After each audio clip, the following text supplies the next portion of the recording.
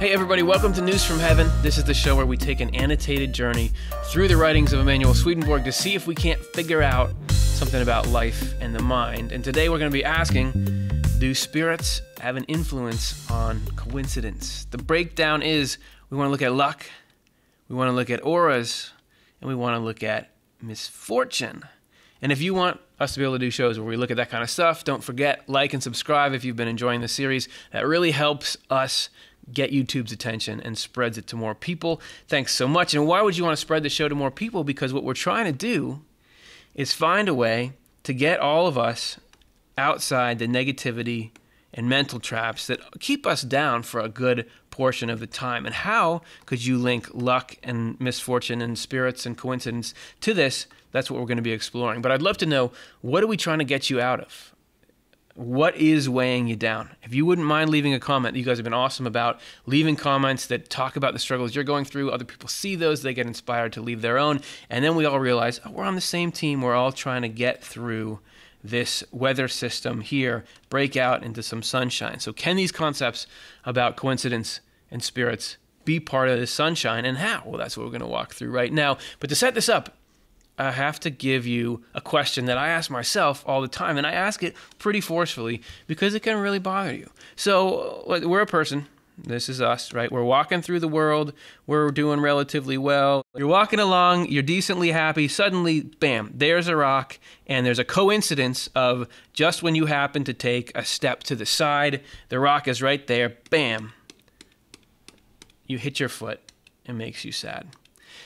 Right, get over it. It's just a little thing in life. But if there's supposed to be God, and God is love and wisdom and light and radiates out love and controls everything and made everything, why could something like this happen? And why would it? Why at that moment didn't I just notice it and move my foot around? I'm on autopilot anyway, walking around. It's not like I manage every step. Why didn't you stop this from happening? Or did you do it? Are you the one who made me hit my foot? And is this just an okay part of your plan? Is some of life just mechanistic anyway? What could possibly be going on here that's consistent with a God of love is running the universe?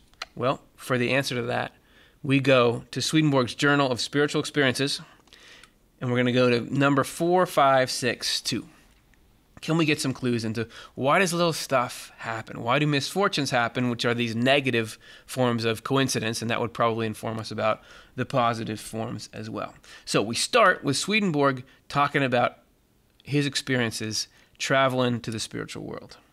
I have very often spoken with spirits and angels, both ex-human beings, but in different states of mind, about luck.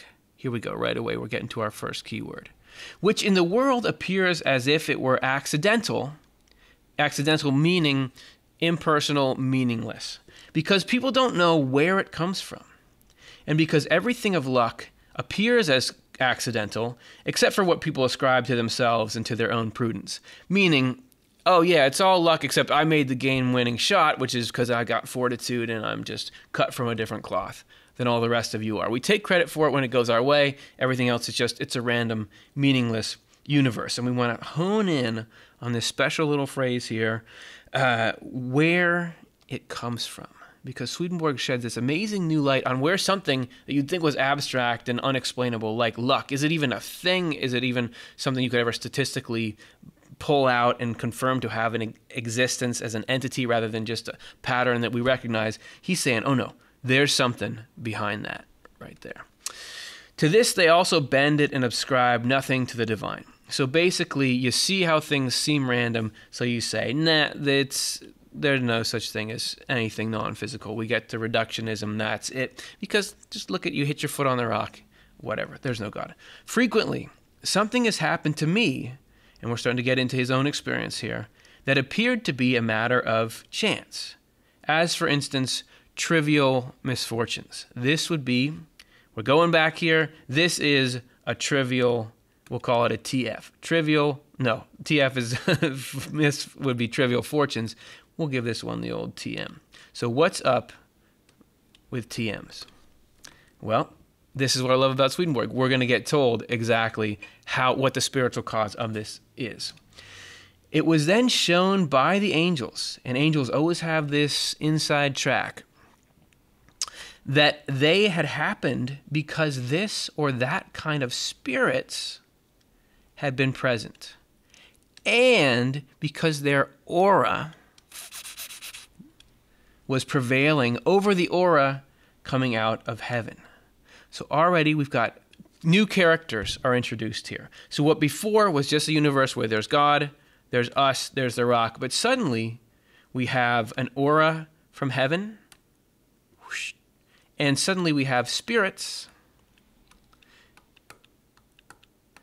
and these spirits come complete with their own radiating aura. How does this interact with our foot? Read on. Evil spirits as well, using their arts, created an aura.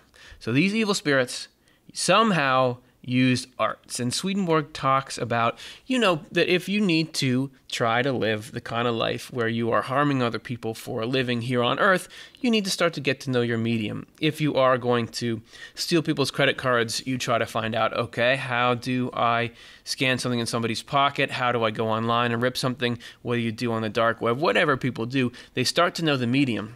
And Swedenborg says that in the spiritual world, if you are attracted to taking stuff from people or making what you need much more important than what they need, you start to soak up these criminal methodologies. But in the spiritual world, instead of just an RF scanner or whatever that is, you start to be able to do the aura thing. That somehow the ability to construct an aura it's like a tool. It's like a phishing scam. This is a way to somehow get something to happen. All right, let's return to the story. And when they made it present, when they made it, meaning their aura present, misfortunes happened.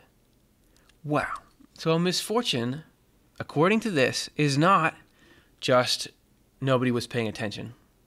It's not that the universe runs by things like E equals mc squared, if that's even current anymore, and just doesn't care whether or not this action of you kicking a rock, it's just physics. The fact that there's a moral component where it makes you sad or happy, that's irrelevant to the forces that run the universe. This is just how material behaves, your material, that's it. Instead, this you kicking the rock is a different substance than you not kicking it, because you not kicking it is the divine design. This is this kind of spiritual misfortune that plays out when this aura comes in and overrides the divine. Because of this, misfortunes happened entirely as if they were accidents or mishaps. So it's not that stuff doesn't seem to be meaningless, but there is a spiritual reason why it's happening. Because of this, I also realized that everything, and the very least details, and this is where we pull something positive out, and the very least details of everything are directed by the divine providence, even down to the least step and the nod of a head. And that when such a thing prevails as strives against the inflow from the divine, that's where misfortune occurs. Let's just go. This sentence is a nice little suitcase here with a lot of stuff in it. Let's unpack that suitcase. That means open it up and get all this stuff out. What's in here? How, because of this, evil spirits influencing whether or not something bad happens to you, how does that lead you to realizing divine providence is in everything? Well, it suddenly sets up that there is, first of all, a spiritual influence on everything, that there is an aura coming out of the divine, which is trying to lead us in. It's green because it's leading us towards life and happiness, and that's what's running you most of the time. That's why we don't trip every step we take. This is why most of the time everything goes well. It's only when somehow, whatever the spatial positioning, however it works, interface between spiritual world and physical world, these spirits, through their arts, make a sphere. It's the disruption of the aura of protection that's constantly radiating out of God that leads to this. Because nothing is just happening randomly. Everything is operating inside somebody's intent, whether it's God's intent or the intent of nefarious beings. he says, when such a thing prevails as strives against the inflow of the divine, misfortune occurs. And to me, I don't know if it seemed like it to you, but to me that makes me relax, because there's almost a separate upset that I get when something that seems like it's random and just physically based happens to me than when somebody's mean to me. Like if somebody says something to me when they're driving by that I don't like, or somebody does something that steps on my toes in some way, I don't automatically rage at God about it, because I can see this person played a part in that. I can understand that they have free will and they're trying to choose things and the hell got the best of them. It happens to me sometimes. I can see why God has to let things play out. But when it's you and a rock on the ground and this accident happened that didn't need to happen. No, the rock is not trying to learn a lesson. The rock is not trying to be reformed or regenerated. That feels to me like God just smashed my foot against the rock. Because it's just me and God, right? When I'm sitting around with inanimate objects, there's no other sentient beings around. But Swedenborg is saying that that action is the result of sentient beings. It's just through this constant struggle for control over this spiritual sphere, which to me dissipates this feeling. It switches it into the category. No longer is it God doesn't care. It actually gets into, okay, again, these evil spirits who are just evil people, they're trying to accomplish something. I could understand why that has to play out through them. It's part of this larger struggle between good and evil. And to me, this dispels, because when I'm walking around and something bad happens, it makes me feel like these clouds can say to me, look, there's nothing. There's no God. It doesn't exist. Or God is unfeeling or uncaring, or there's a part to life that is not emotionally based, because Swedenborg says everything has to do with these principles of love and wisdom. And that's what matters. It's not physical processes that take precedence. But when you seem like physical processes matter more than my life and my feelings, you automatically think, man, there's got to be something wrong with my picture of God in heaven. But to say, no, that actually that was this violation of the divine design, that puts it in this other category, that then lets me relax and say, at least what's good is good and what's bad is bad. Does that make sense? That bad things only happen because of bad intent. However far down it is down the chain, it's not just physics plays out, and that's why. And I'm giving you a simple, silly example with the kick in the rock. It gets much worse than that, of course, so we can start to build the mechanisms for not just why did I kick this rock, but why do people die? Why do these horrific things happen all the time? It's not God is negligent. It's not that the physical universe needs to do what it needs to do. That this is, again, the same struggle that's going on inside all of us, between the good wolf and the bad wolf, and in the middle of the whole human race. It's the same thing. To me, that provides an uplift. And we're going to end, this is an entirely new thought here. So forget everything I was just saying about blah, blah, blah, and blah, blah, blah, because this is a new concept he's throwing in at the end. He gave you, look, this is how the world works. You have an influence from here, you have an influence from there. Here's the mechanics. I don't even know why I bother to write this. You have the mechanics. Now we're moving on to a little bit of mindset altering. But the misfortune is such that it concerns the eternal blessedness and happiness of the person, not such things as are in the world. For these appear to those who are in the world as causes of happiness, when yet they are harmful. I have been instructed by many experiences, which I cannot recount here, that luck and chance come from this, and that there nothing is accidental. So particularly, here he's saying, you think kicking the rock is bad for you in the moment, but you have no idea what set of consequences this is going to shoot out. It could be you kicking the rock breaks you out of some mindset that you were in. It changes the mental trajectory for you for the day. And even though you've got some kind of pain there, this sends you to the hospital where you have an important meeting with somebody, or even to get away from the rock example, if you're talking about, why didn't I get this more money? Why didn't I get more fame and fortune? That may seem like misfortune in the present because you don't get the gratification of the feelings. But if it's all about afterwards, we shed the physical body, that thing goes pretty quickly, and then we're into whatever we formed of our spirit.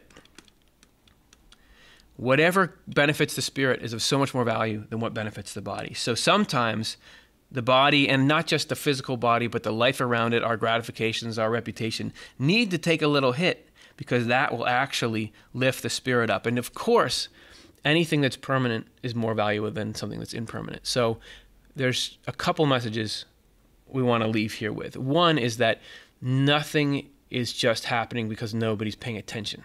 It's always this struggle between goodness and negativity, and the only time any harm comes to us is when negativity gets through. And the other one is, be a little more relaxed about